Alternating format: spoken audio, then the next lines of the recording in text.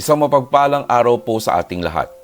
Ang ating mensahe sa araw na ito ay hango sa Awit Kabanata 56, talata 3 o Psalm chapter 56 verse 3 na kung saan ay sinasabi dito, "Kapag ako'y natatakot, magtitiwala ako sa inyo." Naranasan mo na bang mag-alala ng sobra tungkol sa isang bagay pero kalaunan ay napagtanto mong ayos naman pala ang lahat? Madaling mapuno ng takot ang ating puso kapag hindi natin alam kung ano ang mangyayari.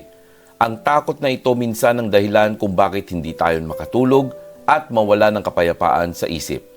Mula pa noong nagkasala sila Adan at Eva, ang tao ay patuloy nang natatakot, lalo na sa mga bagay na hindi natin alam o kayang kontrolin.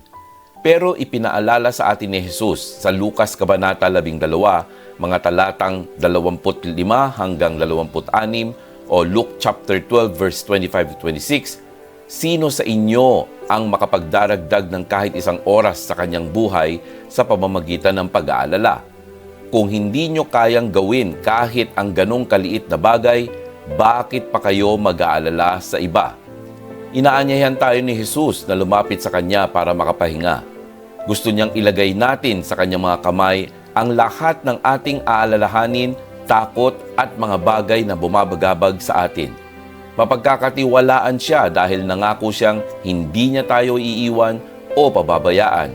Kaya ilapit mo sa Kanya ang lahat ng iyong pag-aalala at kaba sa puso. Hayaan mong siya ang magdala ng mga bagay na hindi mo kayang pasanin. Kapag inilagak mo ang lahat sa Kanya, mawawala ang iyong takot at mararanasan mong muli ang tunay na kapayapaan sa iyong puso. Tayo'y manalangin. Panginoong Hesus, salamat po dahil palagi kayong nariyan para sa akin. Madalas po akong mag-alala tungkol sa mga bagay na hindi ko kontrolado. Minsan, inuubos ng takot at pag-aalala ang aking lakas at kapayapaan. Patawarin niyo po ako kapag nakakalimot akong magtiwala sa inyo. Turuan niyo akong lumapit sa inyo sa halip na magpasan ng mga bagay na hindi ko kayang dalhin. Tulungan niyo akong ipaubaya sa inyong mga kamay ang lahat ng aking mga problema, takot at pagdududa. Paalalahanan niyo akong wala pong saysay ang pag-aalala dahil kayo ang may hawak ng lahat ng bagay. Panginoon, bigyan niyo po ako ng kapahingahan ng isip at katahimikan ng puso. Palitan niyo ang aking kaba ng pagtitiwala at ang aking pagod ng iyong kapayapaan. Salamat po sa pangakong hindi niyo ako iiwan o pababayaan.